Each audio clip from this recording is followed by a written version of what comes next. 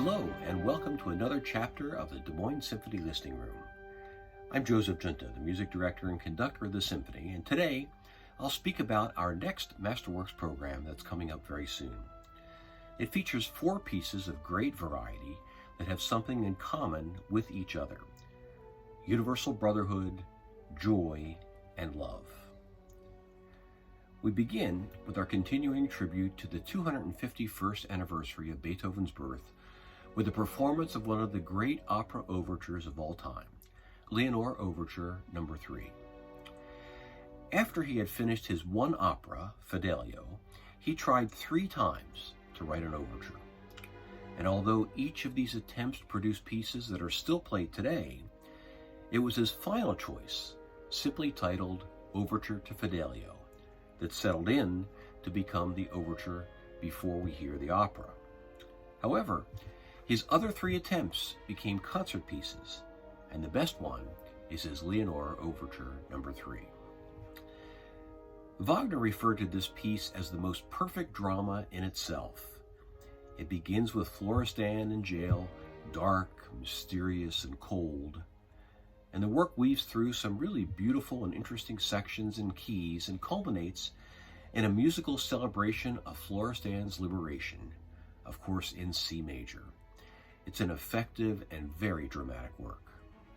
Next, we have music by living Estonian composer Arvo PÄRT, called Fratres, Latin for brothers, and written in 1977. PÄRT spent a phase of his life studying medieval and Renaissance church music and was taken by how beautiful and colorful it could sound with so little variety. He developed a compositional technique called tintinnabuli, referring to bell-like sounds. Now this piece is scored for only strings and percussion. There are 3 voices that begin in the violins, and after 9 hearings of exactly the same pattern, the music magically moves from high to low instruments. The melody begins on a high E, then each time is repeated a third lower: C sharp, A, F, and so on. The dynamics begin pianissimo, very, very soft, and each time getting louder and louder, and then finally dying away. And the rhythmic pattern begins with 2 measures of percussion, and then measures of 7/4, 9/4, 11/4, and then repeated again, 7/4, 9/4, and 11/4.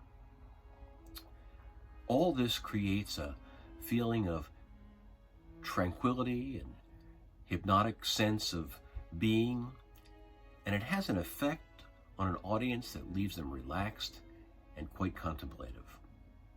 The great romantic Richard Wagner music is next, and it contrasts the simplicity of what has just been heard with something that's actually quite complex. The music I'm speaking about is the Liebestod, which is German for love death, that takes place in the opera Tristan and Isolde. Now, Tristan has died, and Isolde brings this beautiful and touching aria as she grieves her lover's death. The music is full of poignancy and emotion, and soprano Janice Chandler-Eteme will join us. And finally, one of the great masterpieces ever written, Beethoven's Ninth Symphony. Performing Beethoven's Ninth Symphony is always an event, and challenging both for the orchestra and for the audience that listens to it. I can't think of a more appropriate piece to play during this very turbulent time that we're living. The message of this piece is quite simple: universal brotherhood and joy. And I'm delighted to be conducting it, coming up soon with the Des Moines Symphony. Now just imagine a deaf composer writing a piece for orchestra who hadn't written anything for orchestra in 10 years. This composer was once the most popular Viennese composer of the day, who replaced Mozart. After a while, the popularity of his music waned because of the highly entertaining Italian opera of Rossini and others. This same composer had little money and the pittance of £50 for his next symphony. His commissioning fee from the London Philharmonic did not even come close to the expenses of producing it. And finally, putting on this concert was full of frustrations for composer and performances alike.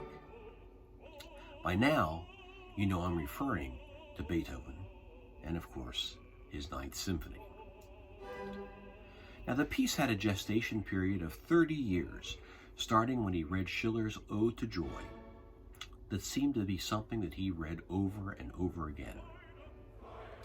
The sketches started at about 1815, and finally, the score was put to paper in 1824. Schiller's poem was full of hopes and expectations for the future. However, it was written in 1785 before the French Revolution, the reign of terror and the Napoleonic era. The meaning of this poem and how the world actually turned out during Beethoven's lifetime was very different. But from the beginning, his vision was quite clear. He wanted to write a revolutionary work, a work that was conflicted, tempestuous, reflective, and finally, expressing his profound love of his fellow man. These feelings culminated throughout his life into one of the most significant works of art ever created, a testament of universal brotherhood. This was Beethoven's way of changing the world, and he obviously did. The influence that Beethoven had on those that followed him was unprecedented.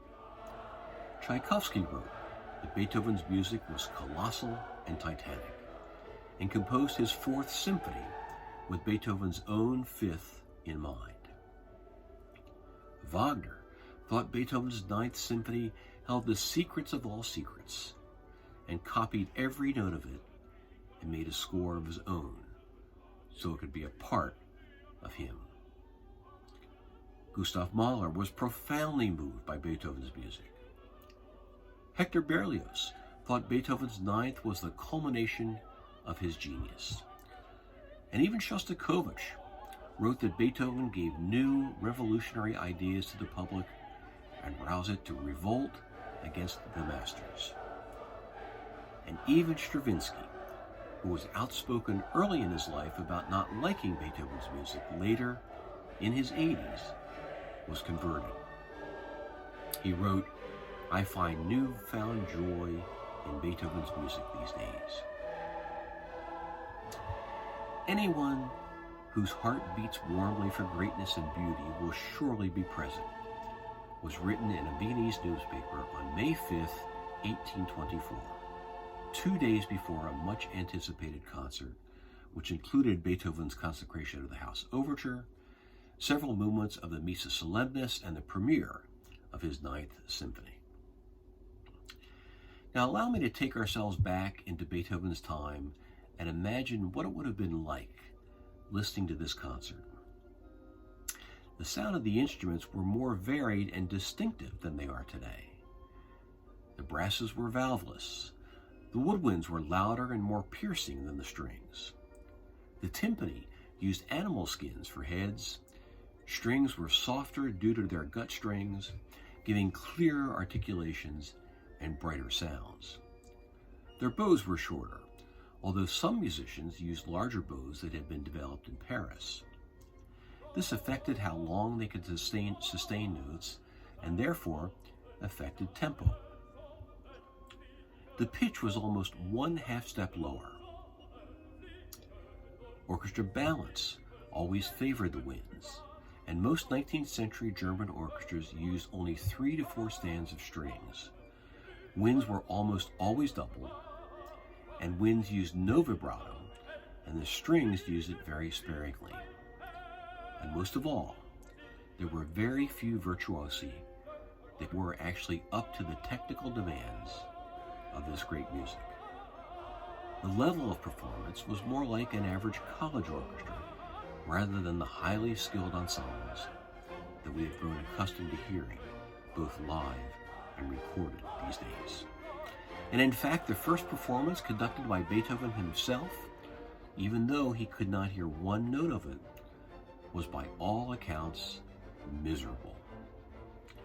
It was hastily prepared and under-rehearsed, and reviews spoke of poor intonation and lack of finesse and execution and very weak playing. The music was so difficult for some of the string players that they often set their bows down and did not play many measures. His first movement begins with a sinister and mysterious feeling murmuring in the strings. There is no time, only space.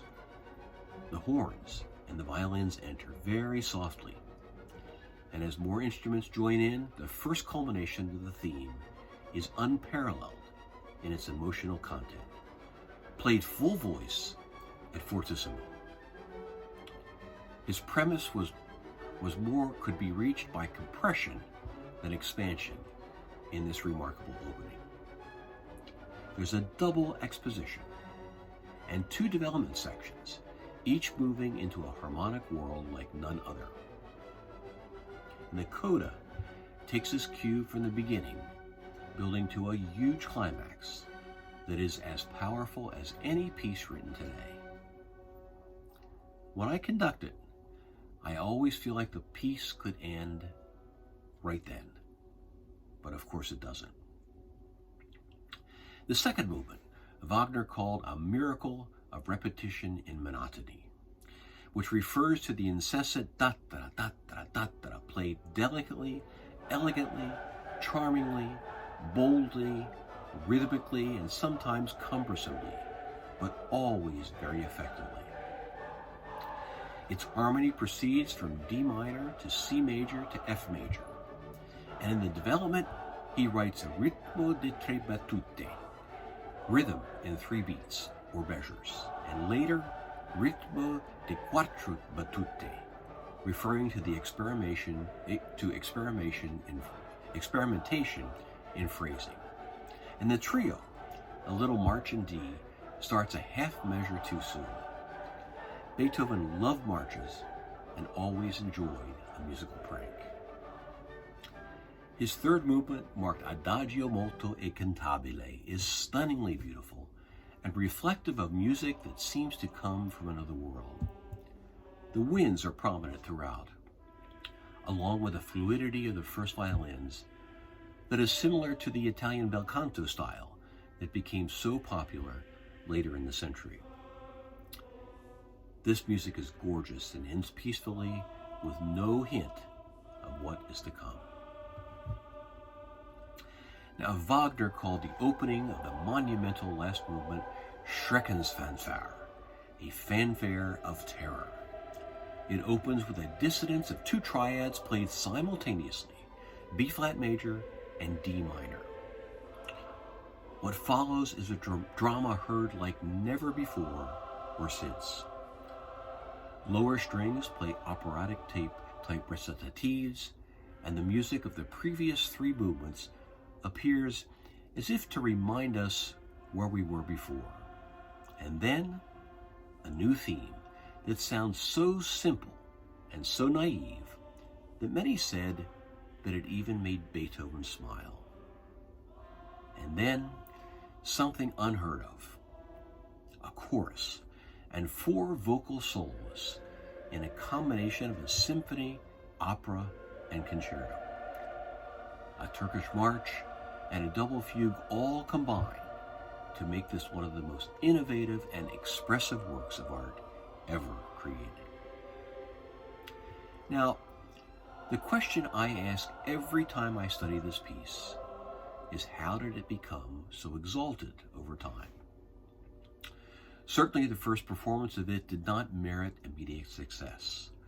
Furthermore, if Wagner had not championed it several months after the first performance at his Festspielhaus in Bayreuth in 1872, it might have been forgotten. But this celebratory and historic performance was absolutely memorable, and the piece started to be programmed more and more by the prominent conductors of the day. And even the great composer and conductor Gustav Mahler conducted it for many significant occasions in Vienna in the early 1900s, and since then cemented its place as the perfect piece for epic historic events. Bernstein conducted it for the raising of the Berlin Wall in 1989. Simon Rattle performed it with a Vienna Philharmonic at a concentration camp in Austria for the 177th anniversary of its premiere. It became a symbol for international events, peace, and brotherhood.